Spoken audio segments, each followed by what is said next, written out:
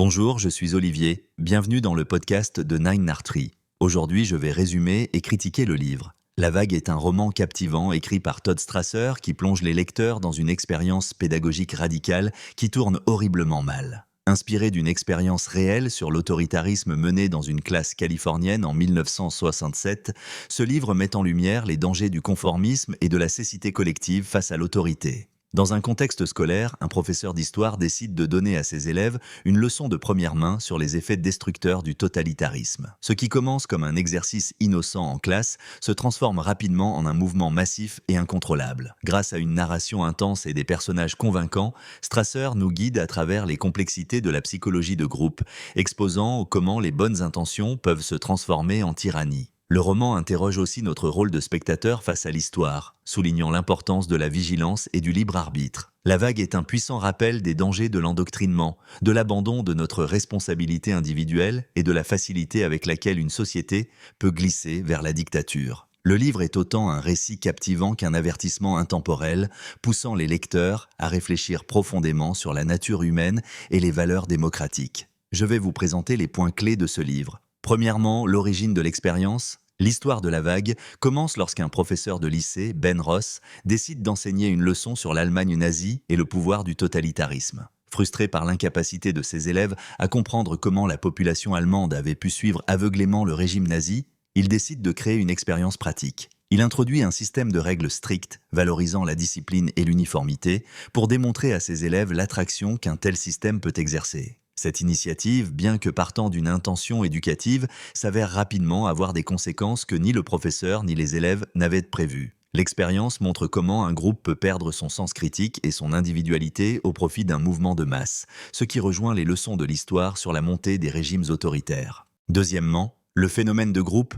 Au fur et à mesure que l'expérience progresse, les élèves commencent à adopter les nouvelles règles avec assiduité, se transformant en un groupe très uni, ce qui fait émerger le phénomène de groupe. Les individualités s'évanouissent au profit d'un sentiment d'appartenance fort et structuré. Ce phénomène prend une ampleur telle que même les élèves les plus réfractaires se sentent obligés de se conformer pour ne pas être exclus. Todd Strasser explore ici comment le phénomène de groupe peut amener des individus à agir contre leur propre sens des valeurs lorsqu'ils sont plongés dans une culture de conformité. Ce thème met l'accent sur le danger de l'absence de pensée critique et du repli sur une identité collective artificielle, souvent à cause de la pression sociale et du besoin d'acceptation par les pairs. Troisièmement, les dérives de l'autoritarisme, l'un des axes principaux du livre, est la manière dont l'autoritarisme peut naître et croître rapidement en société. À travers le projet éducatif de Ben Ross, Strasser expose comment une dynamique de pouvoir peut être établie dans un groupe, même s'il n'y a pas de motivation politique derrière. Les élèves, initialement curieux, se laissent fasciner par la discipline et le sentiment de supériorité que leur mouvement confère. Au fil du temps, ce qui semblait être un simple jeu prend une tournure inquiétante,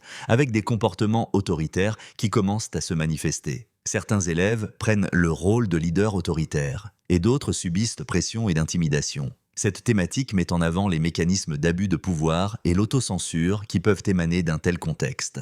Quatrièmement, les conséquences de l'expérience. Au fur et à mesure que l'expérience déraille, les conséquences deviennent inévitables et dévastatrices. Le mouvement qui devait être éphémère échappe au contrôle de Ben Ross et prend une ampleur imprévisible. Les relations entre élèves se dégradent, l'hostilité et la discrimination s'installent. Certains élèves se détachent du groupe, conscients des dangers, tandis que d'autres, aveuglés par la dynamique du groupe, intensifient leur dévouement. L'expérience met à jour la facilité avec laquelle la ségrégation et la haine peuvent s'immiscer dans des environnements pacifiques. Strasser illustre comment des idées extrêmes peuvent séduire, transformant une communauté auparavant cohérente et pacifique en un ensemble fracturé par des idéologies divergentes. Cela souligne l'importance de rester vigilant contre les excès idéologiques, même dans les environnements en apparence sûrs tels que les écoles. En dernier lieu, la leçon finale, la vague atteint son paroxysme lorsqu'il est décidé que l'expérience doit se terminer. Le récit met en évidence la réaction des élèves face à la révélation des effets de leur comportement collectif. Ben Ross doit faire face aux conséquences inattendues de son expérience, réalisant que sa démonstration est allée bien au-delà de ses intentions initiales. La conclusion illustre comment la remise en question et la prise de responsabilité personnelle sont essentielles pour briser le cycle de l'autoritarisme.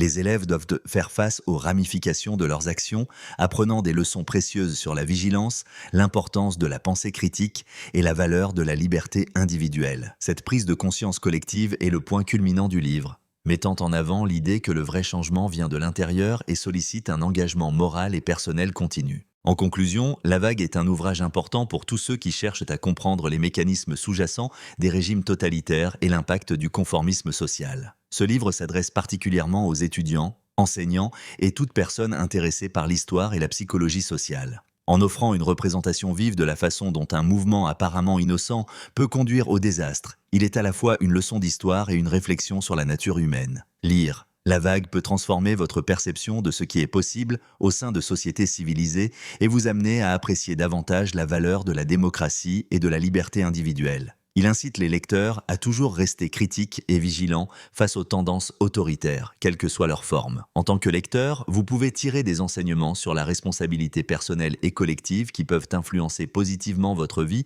en vous encourageant à défendre vos principes et à résister aux pressions sociales de conformité aveugle. C'est un appel à l'autoréflexion, à la vigilance et à l'action proactive pour protéger les libertés dont nous bénéficions aujourd'hui. Si vous souhaitez soutenir Todd Strasser, vous pouvez acheter le livre via le lien Amazon que j'ai fourni dans la description du podcast. Après avoir lu le livre, faites-moi savoir ce que vous en pensez et partagez vos réflexions. À bientôt.